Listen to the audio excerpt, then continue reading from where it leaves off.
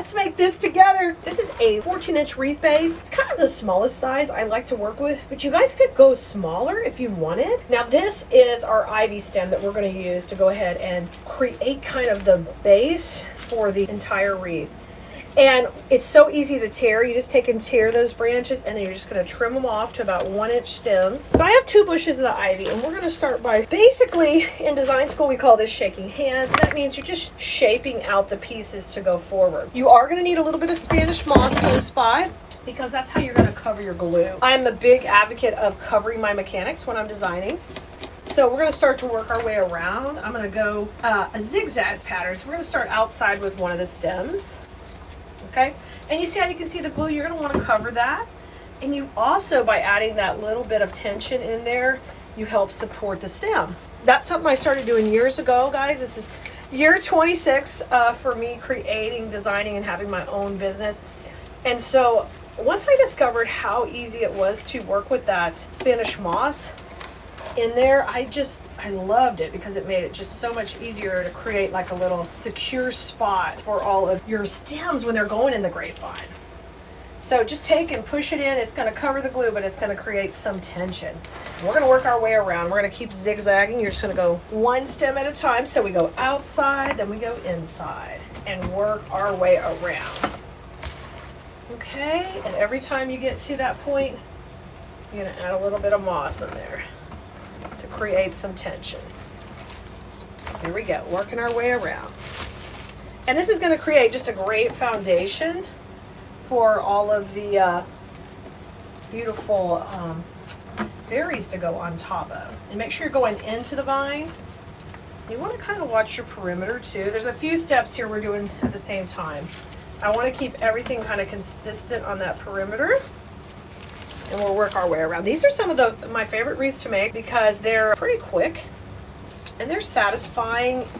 And you would just be shocked how many of these you can sell, guys. Some of this type of design were my best sellers in my Etsy shop, because they are a neutral piece that can kind of work for every season. And it's really fun that the ivy is trending in something different, so we can play with some different greenery. All right, and once you pick a direction, here we're working clockwise, and you're going to see every stem we're going in is going in clockwise. That is another design principle we teach in design school, and it is about direction and direction changes and transition points, and very important in your wreath making, because it's going to help you have a consistent look, and it helps you with the lines. When it all comes down to it, the lines create the flow of the design, and they give you that natural, beautiful look. See how pretty? We ended up with 3 pieces in the middle, and we're going to have 1 more on the outside. And if you're not ready just to start putting them in like I am, you guys can stick them in Blue Merinos. You can stick them in and then come back and glue them. We had 4 of those bushes, and we broke them up into small pieces, and we did the same technique we did on the ivy. So what we're going to do first this time is we're going to work around our perimeter. And with the perimeter, what we want to do is we want to be putting all around the outside the white berries, and then we'll save more kind of to the inside in a moment.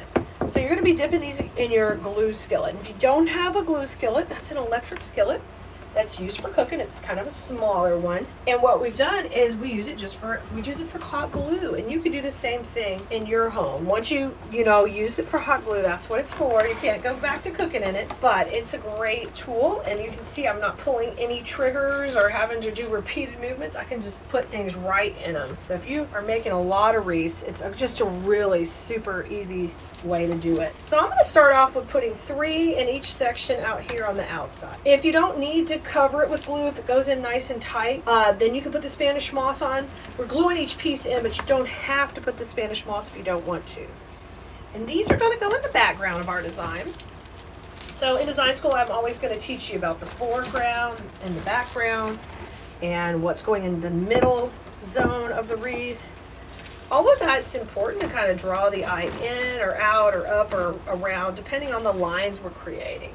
So right now we're going in the background, and the neat thing is all of the components and pieces we sell on Cleese.com are all great pieces that are wired. They're going to have beautiful, easy to manipulate wires inside each piece that make it so much easier to design. You see how I just brought that ivy up? Like, All of that is just priceless when it comes to making your work quality. You want your work to be quality, not only so your house looks beautiful, but if you decide to sell your pieces, if you want to get in and learn Etsy with us and learn how to market yourself better on all the social media, and come and join us in business coaching and in our design school, these little details matter, okay? Because we can teach you how to market and do all the things, but your product's gotta be at a good caliber so we can hopefully have a great demand for it. And set yourself apart. Even if you're one of our craft show students, we have a lot of students who do craft shows, and the way they set themselves apart is by coming and joining design school and learning designs that are not made with things from the big box stores. So when they set up their booth and their competition is right next to them, they're smoking them because it's not the same look, it's not the same thing. And people want to have beautiful homes, but not everybody wants to look cookie cutter and be exactly the same. So think about that when you're producing your designs. So I'm working out here to the outside. I'm going around right here. I'm working between. I'm trying to put 3 pieces of the berry in between each piece of ivy, the way we have it spaced. If I can, if it looks right. You may get 2 or 3. Either way is fine. You could always also, till you feel comfortable, remember, you can take and just totally lay it out and then come back and glue. Remember, I've got a 26-year head start on you. So I'm going to be able to glue it in right as we're rocking and rolling, okay? Now I'm just turning some of these leaves forward and kind of looking at my spacing. So we did the perimeter. Now I'm ready to come to the inside. And you can see how I'm moving everybody up. They were flat when we started. Now everybody's moving up and they're reaching out and they have this dimension. And you're going to see, you might have already seen on the finished images of this wreath, that's important and it really matters. Now I'm going to put 2 in the middle, they're going to be placed in the middle, but they're going to kind of go to this middle zone, okay? And when I say 2, I'm going to try to put 2 between each piece of greenery. But let's just start with 1, okay? Let's just start with 1 behind each greenery right here, because you got to get to a spot where it can sit in the grapevine too. We're going to just start with 1 in each section. Then I'm going to come back and start to put more than 1, okay? So right now we're kind of working in the middle, and I am going kind of manipulate that grapevine. Get in there with your finger, separate it if you need to, like I needed to get in there. Let's keep working. You notice I just keep spinning the wreath. That's so I can just keep working, going the same direction, not losing my flow. I just spin it around.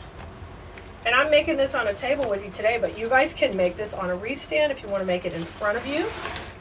That I always like doing too. Okay, there's 1 piece between every one, but you can already see we're going to need some more in here on this side. So we're going to work our way for another round around. Round and round and round we go. Okay, and lay that ivy right on top of it and just manipulate the leaves. Let's put 1 back here. So we get it a little thicker. So this is when you're going to start to try to even it out a little. We've been fairly precise, but not too much. We're still just kind of free forming. So it doesn't look like it's machine made. It looks like it's handmade. Like someone took time. There's some art and design in here when they put it together. Okay, see how I'm working? I really feel like I need a little more ivy over here. And remember, we saved those pieces from earlier. And if you hadn't done that yet, you can go steal some pieces from some of the longer pieces and just make your own little cluster. I'm taking those 3 pieces, we're clustering them together. We're gonna get them with a little glue, and I'm gonna go right in here. And we're gonna put this little bit of ivy right in here. Perfect.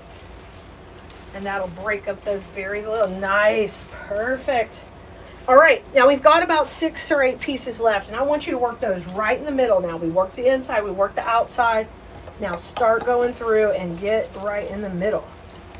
And remember, if you can see the glue, you got to grab that moss. See, there's a little hole right here. We're going to go in it.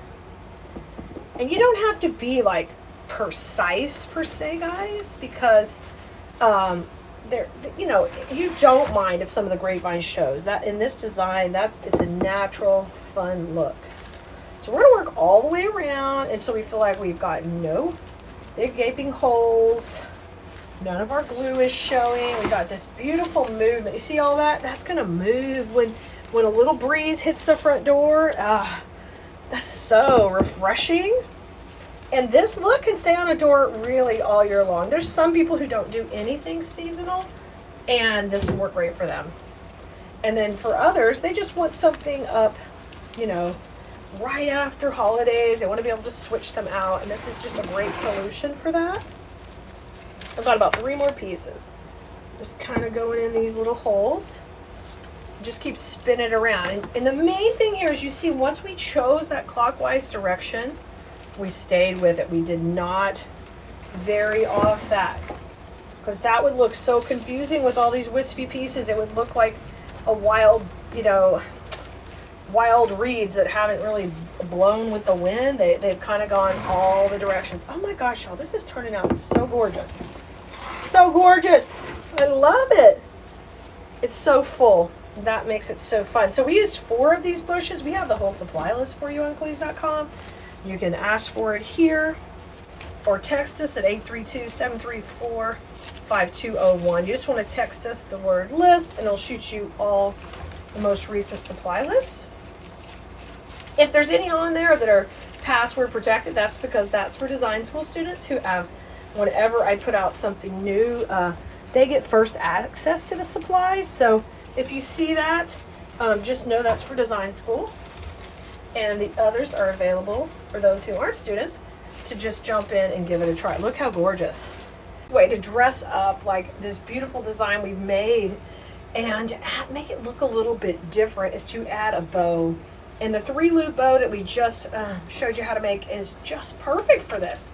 And I like to put it down here at about 7, 8 o'clock. If you think about the clock hands on the wreath, they look just lovely poked right into here. So just take, you've got your cable tie right there, just take and reach down and go between a few pieces of the greenery down here and grab some of the grapevine.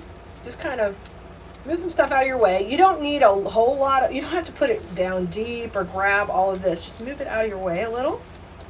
And then grab a little of that grapevine.